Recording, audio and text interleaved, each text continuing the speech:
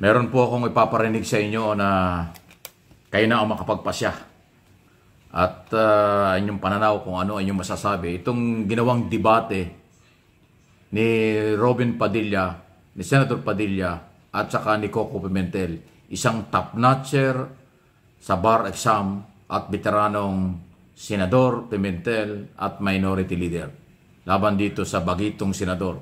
Tingnan niyo kung paano at saan napunta itong debating ito. Ito yung ginawa niyong senador. Tingnan natin kung ano ang kanyang kakayanan at kanyang ginagawa. Ito, pakinggan po ninyo ang kanyang mga pinagsasabi dito sa plenaryo ng ating mataas na kapulungan. Letter D, Commission on Audit. Ayan po.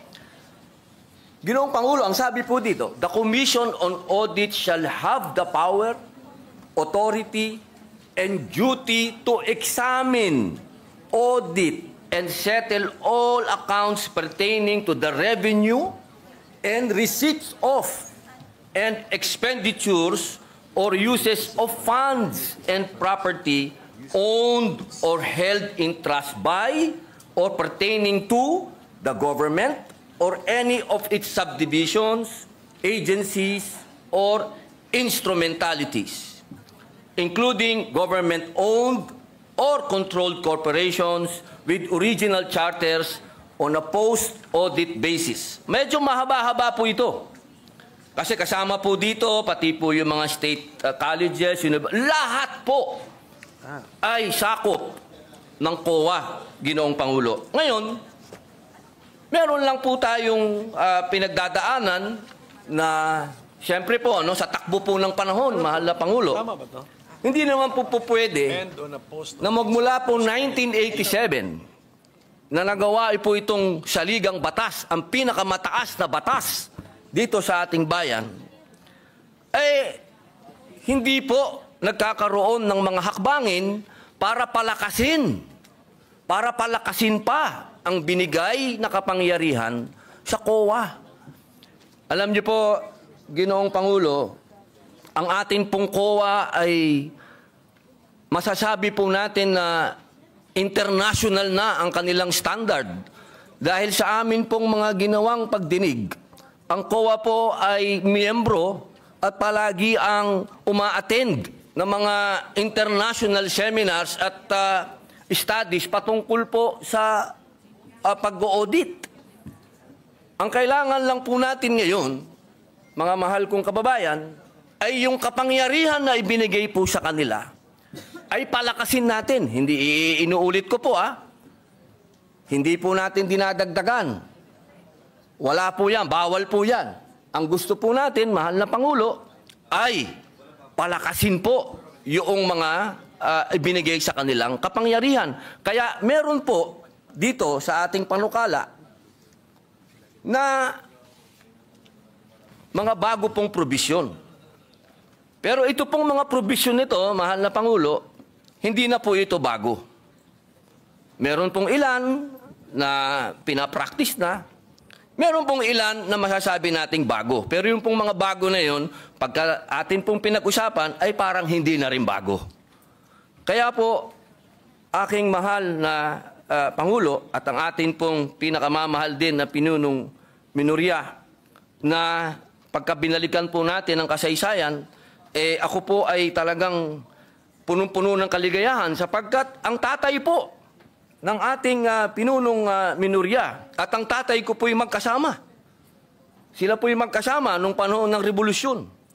Kaya ito pong pinag-uusapan natin ay parang continuation po ito kung ano ang pinaglaban ng aming mga ama.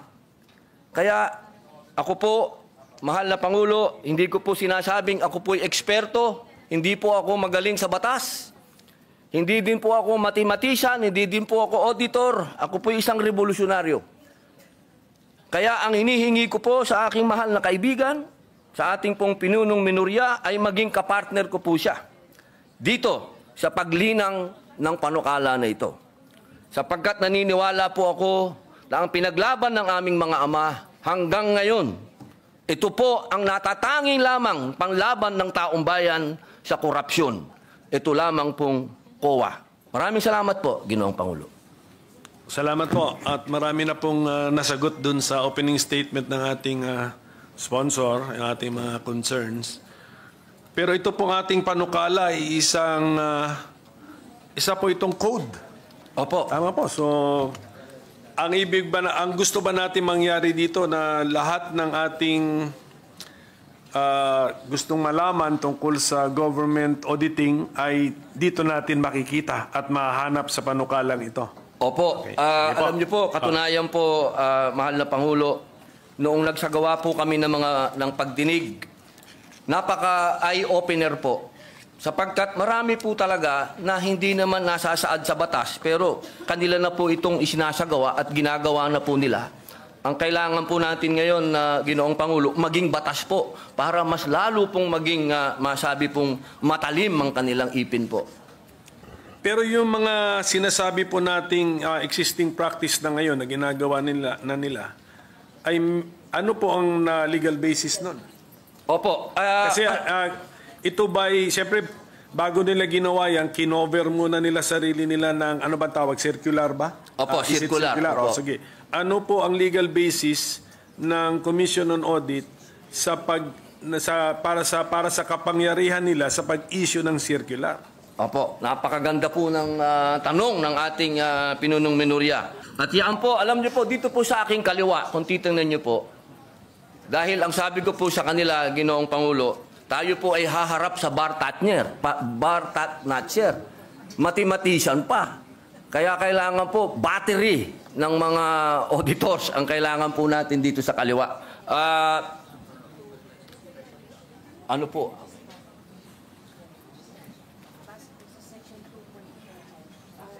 Yung legal basis na yun ay nandun sa bill. Section 2 ng Konstitusyon. Na Opo. ng mga kanon. Dito po, sa nakalagay po sa ating konstitusyon, sa Section 2 po, ng letter D, the Commission on Audit, dito po sa Section 2, number 2, sabi po dito, the Commission shall have exclusive authority subject to the limitations in this article to define the scope of its audit and examination, establish the techniques and methods required therefore. Yun po, nasa konstitusyon po, mahal naming Pangulo, na sinasabi po dito, meron po silang karapatan na maggawa ng mga techniques, establish techniques, methods sa pangalan po ng circular. Apo. Yung susunod, mas importante rin po. Sige po, basahin ko na po. Baka kasi English baka may Tagalog kasi dito. Meron kasi Kaya nga po, ang sana ating may konstitusyon Tagalog tayo. actually ay nakabandato dyan na merong Tagalog version ng ating konstitusyon. Sige po, pwede po natin gamitin yun. Tagalog sana para maintindihan ng ating mga kababayan. Masyado akong spoken in dollar. Tagalog. Tuloy ko muna po sa English. Sige po. Due to insistent public demand. Therefore, and promulgate accounting and auditing rules and regulations, including those for the prevention and disallowance of irregular, unnecessary, excessive, extravagant, or unconscionable expenditures or uses of government funds and properties. Malinaw po dito, Ginoong Pangulo. Ito po naman sa Tagalog, dapat magkaroon ang komisyon ng tanging otoridad batay sa mga katakdaan sa artikulong ito na magtakda ng saklaw na audit at pagsusuri nito, June 11. magtatag ng mga kaparaanan at pamamaraan na kinakailangan ukol doon at maglagda ng mga tuntunin at alituntunin sa pagtutuos at pag-audit kabilang ang mga ukol sa paghadlang at di pagpaghintulot sa mga paggugol o paggamit ng mga salapi at ari-arian ng pamahalaan na tiwali, hindi kinakailangan, labis-labis maluho o hindi makatwiran. Yun po, Ginoong Pangulo. So, sa ngayon po, ang COA, aside from the circulars that they have issued, and aside from the constitutional basis in the 1987 Constitution, ano po ang batas na nag-govern sa kanilang mga kilos? Sa ngayon po ay Sa ang ngayon, saligang yes. batas. At siyempre po, yung pong nakaraan, nung panahon po ng tayo pa po ay nasa panahon pa ng Marcos Sr., meron po tayong Presidential Decree 1445. Opo, doon po nagbase halos... Opo. And that is a 1978 law. So, ibig na, ang gusto natin na sabihin ngayon, ang basic and fundamental auditing code na sinusunod ng COA sa ngayon is a 1978 law. Opo, opo. Yung 1978 auditing code na yan, paano naman siya binago ng mga detalye na nandun sa 1987 Constitution?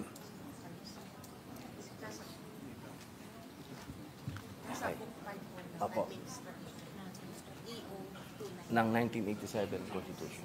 Ayan, napakaganda po ng iba talaga pala pag may battery ka dito po. Opo. Ito po, ang sabi po nila, nandoon po ito sa Book 5 ng Admin Code of the 1987 Constitution. Meron po ba tayo? Book 5. Of the admin code. Opo, Admin Code. So, meaning to say, according to our resource persons, Book 5 of the Administrative Code of 1987 repealed, even indirectly, repealed or replaced the June 1978 Government Auditing Code? Or ano sila, complementary sila? Nagkaroon po ng kaso na dinesisyonan po ng Korte Suprema. Meron na? Yes. Ano? Ito po yun, ano? Section 27. Matagal na po itong pinapractice ng COA. Ito po ay patungkol sa pagbabawal sa mga private entities for rendering audit or related services to government agencies. Kailangan muna po ng COA's approval kung kukuha ng pribadong entidad para gumawa ng mga audit sa mga government agencies. Nagkaroon po ng kaso ito, Ginoong Pangulo, at ang naging decision po ay pagkalagpas ng 60 days. Iba pala to. Sorry po. Ang sabi po dito, hindi po pwede. Pwede na pwedeng kumuha ng pribadong auditing firm yung private ng mga government agency po. Pwede po silang kumuha. Opo. Hindi po pwede na ang sinasabi po, kasi ito, ang ano po nito, galing po ito sa deliberasyon ng 1987 Constitution. Kasi meron po itong isang commissioner, sabi niya doon, hindi, kailangan exclusive ang COA. Ang sabi naman po ng ibang commissioner, hindi pwede. Natalo po siya sa bilangan. At yun po ang ginamit ng Supreme Court na argumento na hindi po pwede na exclusive. Kailangan pwede silang kumuha ng iba. Yun po yung mga desisyon na masasabi po natin na nangyari. Meron pa pong isa. Meron po akong ipaparinig sa inyo na kayo na ang makapagpasya. At inyong pananaw kung ano inyong masasabi. Itong ginawang debate ni Robin Padilla, ni Senator Padilla, at saka ni Coco Pimentel, isang top-notcher sa bar exam at veteranong senador, Pimentel, at minority leader. Laban dito sa bagitong senador. Tingnan niyo kung paano at saan napunta itong debating ito. Ito yung ginawa niyong senador. Tingnan natin kung ano ang kanyang kakayanan at kanyang ginagawa. Ito, pakinggan po ninyo ang kanyang mga pinagsasabi dito sa plenaryo ng ating mataas na kapulungan. Napakalaki po ng papel ng COA. Ang sabi po dito, sa Article 9, Constitutional Commission. Ayan po letter D, Commission on Audit. Ayan po. Ginoong Pangulo, ang sabi po dito, the Commission on Audit shall have the power, authority, and duty to examine, audit, and settle all accounts pertaining to the revenue and receipts of and expenditures or uses of funds Sige, and pakinggan po natin, owned or held in trust by or pertaining to the government or any of its subdivisions, agencies, or instrumentalities, including government-owned or controlled corporations with original charters on a post-audit basis. Medyo mahaba-haba po ito. Kasi kasama po dito, pati po yung mga state colleges, lahat po ay sakop ng COA, Ginoong Pangulo. Action pa yan, no? Meron lang po tayong pinagdadaanan na, siyempre po, sa takbo po ng panahon, mahal na Pangulo, hindi naman po pwede na magmula po 1987 na nagawa po itong saligang batas, ang pinakamataas na batas dito sa ating bayan, hindi po nagkakaroon ng mga hakbangin para palakasin pa ang binigay na kapangyarihan sa COA. Alam niyo po, Ginoong Pangulo, ang ating pong COA ay masasabi po natin na international na ang kanilang standard.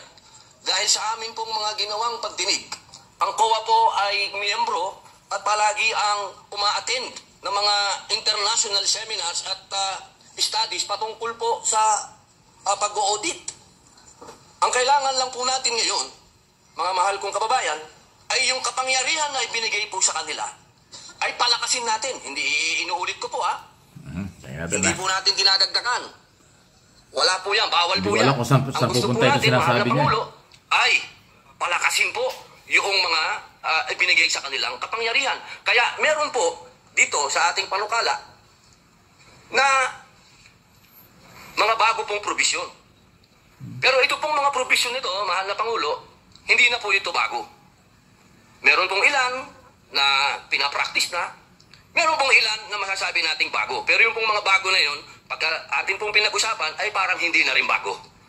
Kaya po, aking mahal na Pangulo at ang ating pong pinakamamahal din na pinunong minorya na pagka pinalikan po natin ang kasaysayan, ako po ay talagang punong-puno ng kaligayahan sapagkat ang tatay po ng ating pinunong minorya at ang tatay ko po ay magkasama. Sila po ay magkasama nung panahon ng revolusyon. Kaya ito pong pinag-uusapan natin ay parang continuation po ito kung ano ang pinaglaban ng aming mga ama. Kaya ako po, mahal na Pangulo, hindi ko po sinasabing ako po ay eksperto, hindi po ako magaling sa batas, hindi din po ako mathematician, hindi din po ako auditor, ako po isang revolusyonaryo. Wow, revolusyonaryo. Kaya ang hinihingi ko po sa aking mahal na kaibigan, sa ating pong pinunong minorya, ay maging kapartner ko po siya dito sa paglinang ng panukala na ito. Sapagkat naniniwala po ako na ang pinaglaban ng aming mga ama hanggang ngayon, ito po ang natatanging lamang panglaban ng taong bayan sa korupsyon. Ito lamang pong COA. Maraming salamat po, Ginoong Pangulo. Salamat po. At marami na pong nasagot dun sa opening statement ng ating sponsor, ng ating mga concerns. Pero ito pong ating panukala ay isa po itong code. Opo. Tama po. So, ang gusto ba natin mangyari dito na lahat ng ating Si Senator Pimentel, itong kanyang kadebate. Ito gusto pa, malaman tungkol sa government auditing ay dito natin makikita at mahanap sa panukala nito. Opo. Alam niyo po, katunayan po, mahal na Pangulo, noong nagsagawa po kami ng pagdinig, napaka-eye-opener po. Sapagkat marami po talaga na hindi naman nasasaad sa batas, pero kanila na po itong isinasagawa at ginagawa na po nila. Ang kailangan po natin ngayon na Ginoong Pangulo, maging batas po para mas lalo pong maging, masabi pong matalim ang kanilang ipin po. Pero yung mga sinasabi po nating existing practice na ngayon na ginagawa nila, ay ano po ang legal basis nun? Opo. Kasi ito ba ay, siyempre, bago nila ginawa yan, kinover muna nila sarili nila ng, ano ba tawag, circular ba? Opo, circular. Oh, sige. Ano po ang legal basis ng Commission on Audit para sa kapangyarihan nila sa pag-issue ng circular? Opo, napakaganda po ng tanong ng ating pinunong minorya. At yan po, alam niyo po, dito po sa aking kaliwa, kung titignan niyo po, Ayan, Dahil ang sabi ko po sa kanila, Ginoong Pangulo, tayo po ay haharap sa bar tatnatcher. Mathematician pa. Kaya kailangan po battery ng mga auditors ang kailangan po natin dito sa kaliwa. Ano po? Biglang tumalikod. Naghanap ng kakampi. Parang pelikula lang eh. Ng konstitusyon. Ayan. Babasa ng saligang batas. Ayan o. Dito po, sa nakalagay po sa ating konstitusyon, sa Section 2 po, ng letter D, the Commission on Audit, dito po sa Section 2, number 2, sabi po dito, the Commission shall have exclusive authority, subject to the limitations in this article, to define the scope of its audit and examination, establish the techniques and methods required therefore. Yun po, nasa konstitusyon po, mahal naming Pangulo, na sinasabi po dito, meron po silang karapatan na maggawa ng mga techniques, establish techniques, methods sa pangalan po ng sirkula. Apo. Yung susunod, yung mas importante rin po. Sige po, basahin ko na po. Baka kasi English baka may Tagalog kasi dito. Meron kasi Kaya nga po sa ang ating amin, constitution Tagalog. actually ay nakabandato dyan na merong Tagalog version ng ating Opo, constitution. eh. Sige po, pwede po natin Tagalog sana para maintindihan ng ating mga kababayan. Masyadong spoken in dollar. Natatawa ko rin. Tagalog. Ito ba yung ginawa niyo, Tuloy Senador? ko muna po sa English. Parang nasa harap ng camera at Due to shooting. persistent public demand. Ayan o. Therefore, Ayan o. and promulgate accounting and auditing rules and regulations, including those for the prevention and disallowance of irregular, unnecessary, excessive, extravagant, or unconscionable expenditures or uses of government funds and properties. Malinaw po dito, Ginoong Pangulo. Ito po naman sa Tagalog. Dapat magkaroon ang komisyon ng tanging otoridad patay sa mga katakdaan sa artikulong ito na magtakda ng saklaw na audit at pagsusuri nito, magtatag ng mga kaparaanan at mamamaraan na kinakailangan ukol doon at maglagda ng mga tuntunin at alituntunin sa pagtutuos at pag-audit kabilang ang mga ukol sa paghadlang at di papagpahintulot sa mga paggugol o paggamit ng mga salapi at ari-arian ng pamahalaan na tiwali, hindi kinakailangan, labis-labis, maluho o hindi makatwiran. Yun po, Ginoong Pangulo.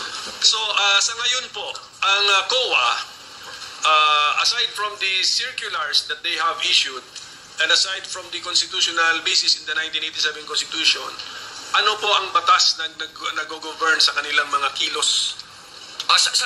Sa ngayon po ay Sa ngayon, saligang yes. batas.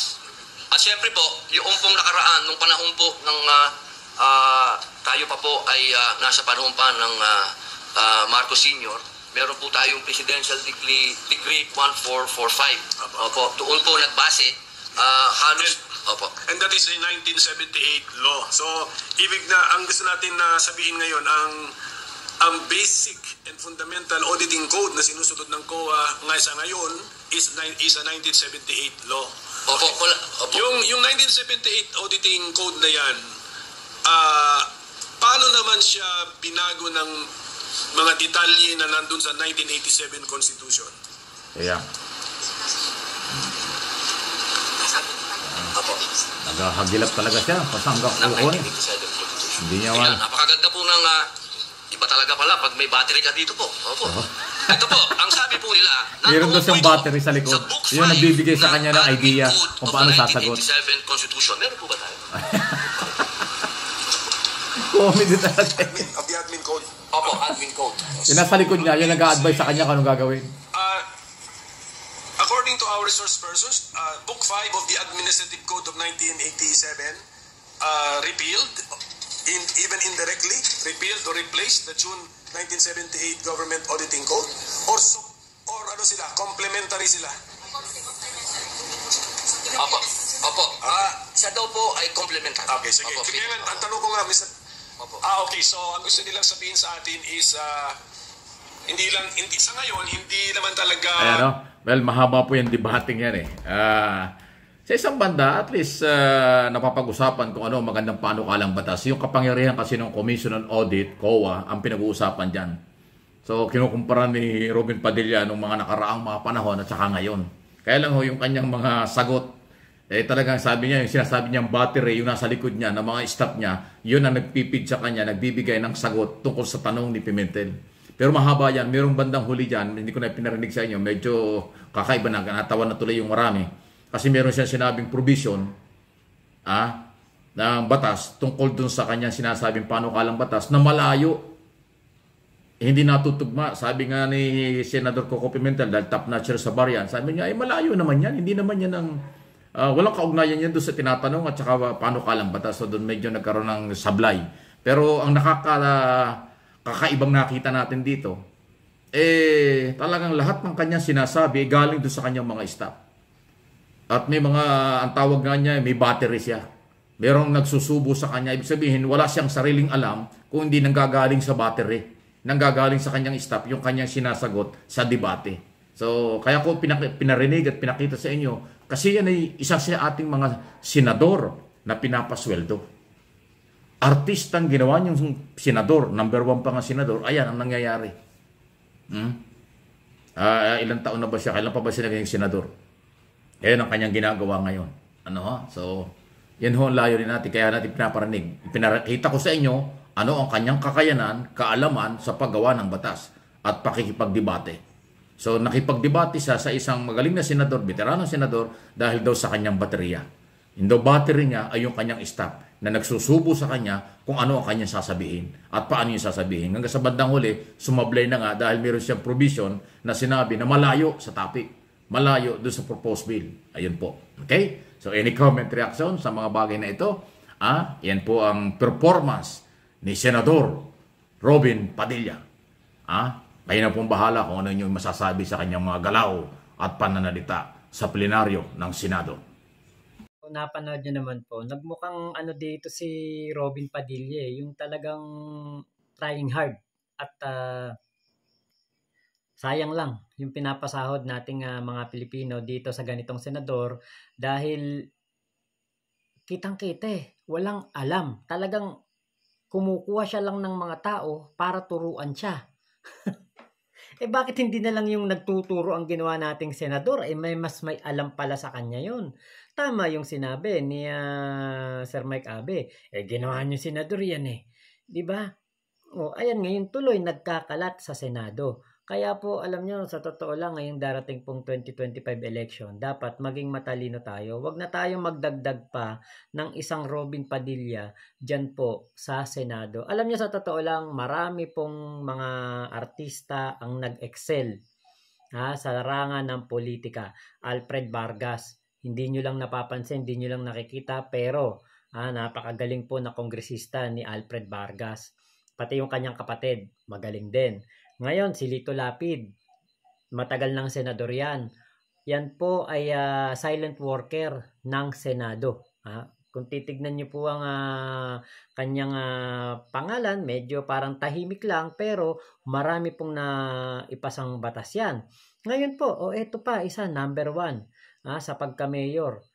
Yorme Isko Moreno. Talagang yan, nung pong naging politiko yan, nag-aral po yan para hindi siya maliitin ng kanyang mga kasama sa syudad ng Maynila.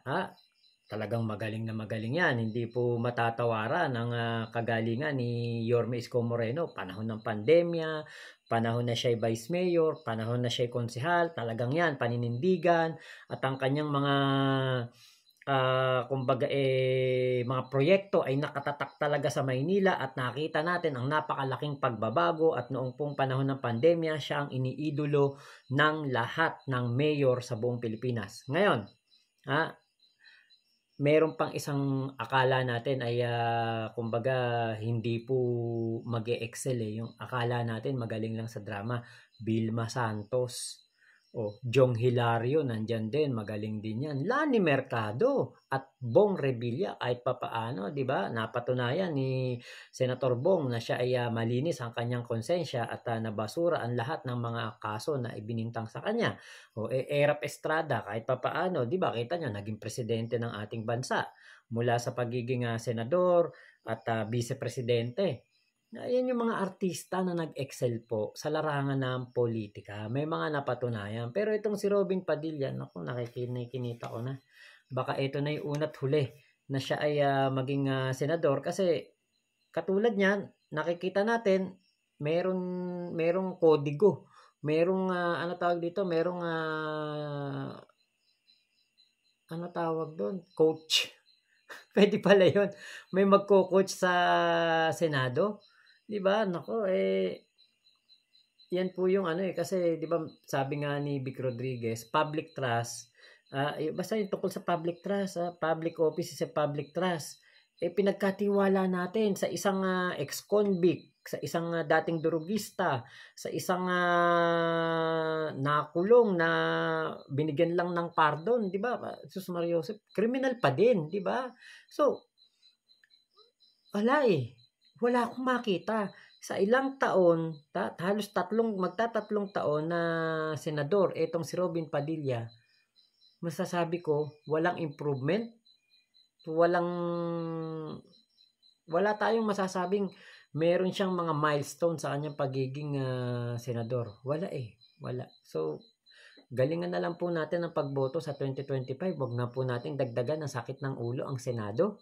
Nakikita ko si Pimentel parang nagpipigil na, parang pinapakisamahan lang si Robin, pero alam niyo po, yung kausap niya bar top notcher at wala pong kodigo man lang na hawak si Robin Padilla, kada tanong ni Coco Pimentel, battery.